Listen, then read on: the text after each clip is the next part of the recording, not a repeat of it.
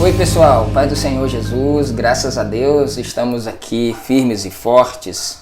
Temos hoje mais um capítulo para ler, mais uma pílula de conhecimento das Escrituras Sagradas e Deus tem sido bom para conosco, né? Hoje é sexta-feira, que você tenha aí a oportunidade de meditar na Palavra de Deus, que você hoje tenha um pouco mais de tempo para se dedicar e se debruçar sobre as Escrituras, porque fazendo assim você só tem a ganhar. Eu te garanto. Vamos orar? Senhor, nós queremos te agradecer por teu privilégio, por tua graça, por teu amor, por tua bondade. Eu oro para que nesta tarde, neste início de noite, teu Espírito nos abrace através da tua palavra. Obrigado por essa rica oportunidade. É o que oramos em nome de Jesus. Amém. Vamos lá? Atos capítulo 17. Hoje é Atos capítulo 17 que nós vamos estar lendo. E tendo passado por Anfípolis e Apolônia, chegaram a Tessalônica, onde havia uma sinagoga judaica. Como fazia habitualmente, Paulo foi à sinagoga e por 3 sábados argumentou com aquele grupo de pessoas com base nas Escrituras, explicando e comprovando que se fez necessário que o Cristo padecesse e ressuscitasse dentre os mortos. E proclamava: Este Jesus que vos anuncio é o Messias. Alguns, assim, dos judeus foram convencidos e se uniram a Paulo e Silas, bem como uma multidão de gregos, obedientes a Deus, e diversas senhoras da alta sociedade local. Porém, os líderes judeus sentiram forte inveja e reuniram alguns homens perversos dentre os desocupados e, agitando a população, iniciaram um tumulto na cidade. Invadiram a casa de Jasson em busca de Paulo e Silas com o objetivo de arrastá-los para o centro do ajuntamento da multidão. Todavia, não os encontrando, agarraram Jasson e alguns outros irmãos e os entregaram aos governantes da cidade, exclamando: Estes têm causado alvoroço em todo o mundo, agora chegaram também aqui. E Jasson os hospedou em sua casa. Todos eles estão agindo contra os decretos de César, proclamando que existe um outro rei chamado Jesus. Ao ouvirem tal denúncia, toda a multidão e os governantes da cidade ficaram apreensivos. Apesar disso, libertaram Jasson e os demais irmãos após o pagamento da fiança estipulada. Então, logo ao cair da noite, os irmãos enviaram Paulo e Silas para Bereia. Chegando ali, dirigiram-se à sinagoga local. Aqui a gente pode ver que nessa segunda viagem que Paulo já faz com Silas, eles chegam na cidade e procuram oportunidades. Eles entram nas sinagogas, eles vão aonde tem gente. O objetivo deles é argumentar e falar do nome de Jesus para quem estivesse perto. E aqui, quando eles chegam nessa cidade aqui de Tessalônica, onde eles começam a falar nas sinagogas, e por 3 sábados seguidos, que era o dia do descanso, era o dia da reunião onde eles estavam ali, e ele fala por esse tempo, esses 3 sábados seguidos, e muitos começaram a crer. E aí começou a se converter mulheres da alta sociedade, gregos, pessoas de uma inteligência um pouco mais avançada. E aí os líderes dos judeus começaram a sentir inveja e começaram a incitar homens perversos para que arrastassem eles da casa de Jasson para o centro da cidade, para que ali eles pudessem espancá-los. Como eles não acharam ali na casa de Jasson, trouxeram então o Jasson. Esse homem está cobertando esses mensageiros que estão dizendo que no César não é rei, existe um outro rei que é Jesus, aquela conversa toda. Era a mesma coisa que os fariseus faziam com Jesus.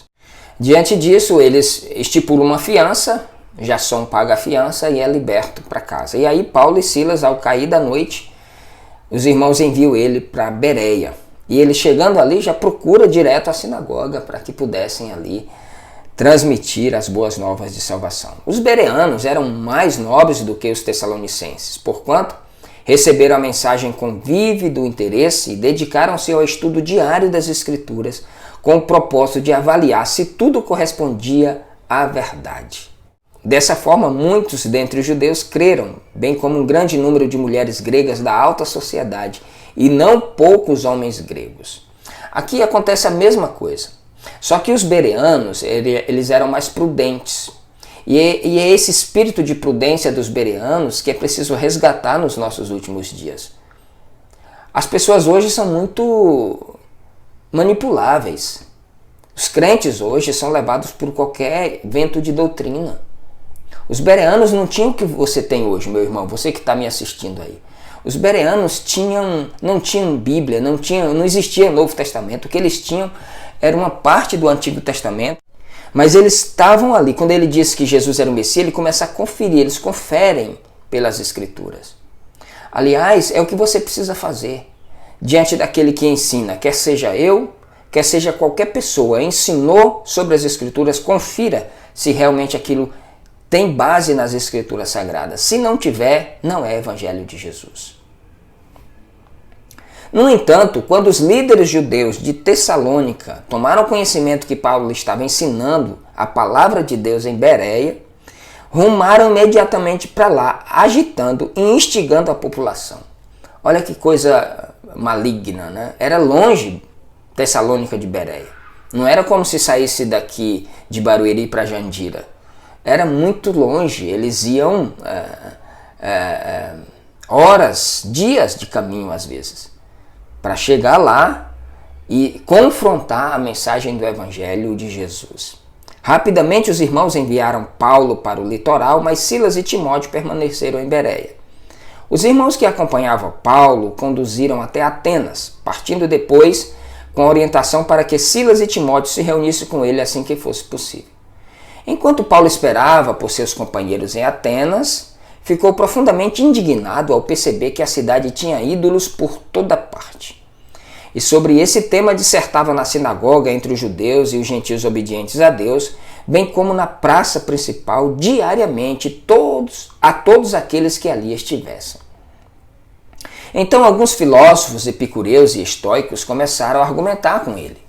Alguns indagavam: o que deseja comunicar esse tagarela? Outros comentavam: parece ser um anunciador de deuses estranhos, pois Paulo lhes pregava as boas novas de Jesus e a ressurreição. Por essa razão o levaram a uma reunião no Areópago, onde lhes questionaram: podes revelar-nos que nova doutrina é essa sobre a qual dissertas? Paulo aqui ele é convidado a discursar no Areópago, que era o centro da mídia da filosofia na época. Ali não era qualquer pessoa que subia ou que tinha oportunidade para argumentar ou falar alguma coisa. Com certeza eles viram em Paulo a clareza, o brilhantismo das colocações, as palavras firmes. Com certeza eles viram em Paulo a ousadia na palavra, como que ele dissertava. Paulo era um comunicador extraordinário. Por essa razão o levaram a uma reunião no Areópago, onde lhes questionaram: podes revelar-nos que nova doutrina é essa sobre a qual dissertas? Pois estás nos apresentando pensamentos estranhos e desejamos compreender o significado de tais ideias. Porquanto os cidadãos de Atenas, assim como todos os estrangeiros que ali viviam, não se preocupavam com outro assunto senão falar e procurar saber as últimas novidades. Sendo assim, Paulo levantou no meio da reunião no Areópago e discursou: caros atenienses, percebo que sob todos os aspectos sois muitíssimos religiosos, pois caminhando pela cidade observei cautelosamente seus objetos de adoração e encontrei até um altar com a seguinte inscrição: ao Deus desconhecido. Ora, pois é exatamente este a quem cultuais em vossa ignorância que eu passo a vos apresentar. Conta-se que em Atenas, tempos atrás, houve uma peste, uma doença terrível, e começou a dizimar e a matar todas as pessoas. Isso no tempo de Epimênides. E eles, os sacerdotes dos deuses ali, todos eles faziam as suas ofertas, os seus sacrifícios para os seus deuses, para que de alguma forma ele pudesse aplacar aquela peste, aquela enfermidade, mas nada acontecia, as pessoas iam morrendo dia após dia. Até que alguém tem uma ideia de dizer, olha, vamos fazer uma oferta ou um sacrifício para um Deus desconhecido, um Deus que talvez a gente não conheça. Porque a todos os nossos que a gente conhece nós já fizemos e nada aconteceu. Vamos fazer então um sacrifício, uma oferta para o Deus desconhecido. E aí eles ergueram um altar ao Deus que não tinha nome, né, e que eles não conheciam. Quem sabe essa divindade que a gente não conhece pode nos livrar. E eles fizeram um sacrifício, ofertaram ali aquele Deus, fizeram as suas preces e a peste parou, a peste acabou. E aquele altar ficou lá, com aquela inscrição ao Deus desconhecido. E Paulo aproveita-se dessa oportunidade. Sabendo da história, ele vai e diz, é justamente sobre esse Deus que vocês adoram, ou adoraram na ignorância de vocês, que eu venho falar. É sobre esse Deus desconhecido. E esse Deus desconhecido é o que ele fala no versículo 24. O Deus que criou o universo e tudo que nele existe é o Senhor dos céus e da terra e não habita em santuários produzidos por mãos humanas.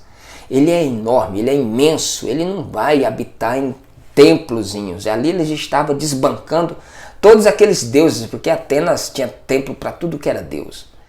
E também não é servido por mãos dos homens, como se precisasse de algo, porquanto ele mesmo concede a todos a vida, o fôlego e supre todas as nossas demais necessidades. É ele quem serve, é ele quem dá vida. Cada planta que se move, cada bichinho que respira, cada passarinho que se alimenta, tudo, cada peixe que come, tudo é alimentado por Deus e subsiste pelo poder da sua palavra. Aí versículo 26, de um só homem fez Deus todas as raças humanas, a fim de que povoassem a terra, havendo determinado previamente as épocas e os lugares exatos aonde deveriam habitar.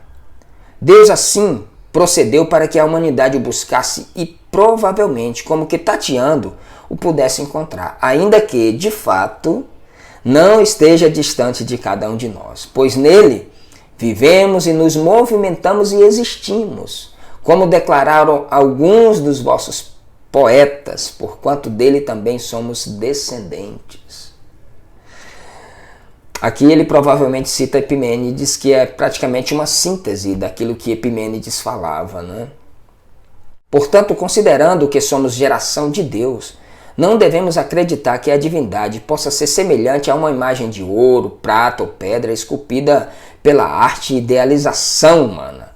Em épocas passadas, Deus não levou em conta essa falta de sabedoria, mas agora ordena que todas as pessoas, em todos os lugares, cheguem ao arrependimento. Porque determinou um dia em que julgará o mundo com o rigor da sua justiça, por meio do homem que para isso estabeleceu. E quanto a isso, ele deu provas a todos ao ressuscitá-lo dentre os mortos. Entretanto, alguns deles, assim que ouviram falar sobre a ressurreição dos mortos, começaram a dizer zombarias, e outros ainda exclamavam, sobre esse assunto te daremos ouvido numa outra oportunidade. Quando eles ouviram Paulo falar sobre a ressurreição, eles caíram na gargalhada, zombaram de Paulo. E ressurreição? O outro dizia, quando a gente tiver tempo a gente te ouve, em uma outra oportunidade, quando a gente não estiver fazendo nada. Depois dessas palavras, Paulo se retirou do meio deles. Lógico, não estão recebendo a mensagem? Estão zombando? Não é mais problema meu. Se você prega a palavra e a tua família não aceita, ou a pessoa não aceita, já não é problema seu. Já é uma questão da pessoa com Deus. A sua missão é levar a mensagem, é pregar a mensagem. Com todo carinho, com todo respeito pela pessoa que está do outro lado, que talvez ela esteja cega, não consegue ver. Último versículo. Aconteceu, porém, que alguns homens se juntaram a Paulo e creram. Entre eles estava Dionísio, membro do conselho do Areópago. Era um cara que fazia parte da administração do prédio ali, já creu. O Areópago já ficou sem um membro do conselho. e uma mulher chamada Dâmaris, e com eles algumas outras pessoas. Tem sempre alguém que quer Jesus. Tem sempre alguém que recebe a Jesus no coração. Esse foi o capítulo 17 de Atos dos Apóstolos, um capítulo riquíssimo. A gente apenas leu aqui por cima, mas eu espero que você busque informações, se aprofunde, leia sobre esse assunto e veja quão poderoso foi esse discurso de Paulo ali no meio daqueles filósofos. Que Deus abençoe a sua vida, um excelente final de semana, uma sexta-feira abençoada. A gente se encontra aqui na segunda-feira. Até lá, Deus abençoe você.